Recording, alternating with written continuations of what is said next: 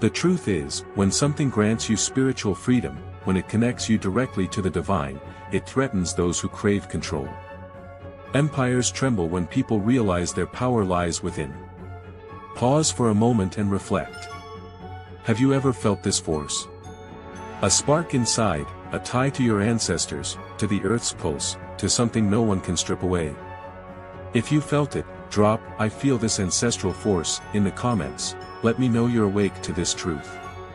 Because what we've uncovered here is just the beginning. The empires didn't just fear this spirituality, they feared what it could unleash. Why have certain truths been buried? Why have African traditions been demonized, hidden like secrets too dangerous to be spoken? The answers lie deeper, waiting for those brave enough to seek them. The truth about power lies not in ignorance or prejudice alone, but in a calculated struggle for control. When a religion or spirituality hands people the reins to their own divine connection, it becomes a threat, a blazing defiance to systems built on domination.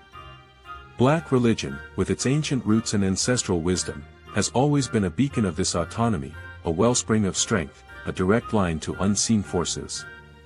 And that has terrified colonial empires and their churches for centuries. When European colonizers set foot on African soil, they didn't just see land ripe for plunder. They encountered a vibrant, spiritually potent culture that thrived outside the rigid frameworks of Western religion.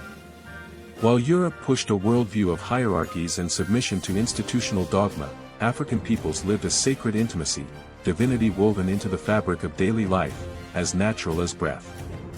This was intolerable to a colonial system that demanded control. How do you subjugate a people who carry the divine within them, who walk under the protection of their ancestors?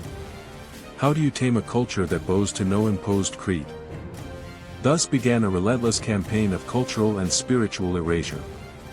The churches, hand in hand with colonizers, had a singular mission: to replace local traditions with a religion that centralized power, inserting intermediaries between humanity and the divine, dictating morality from on high.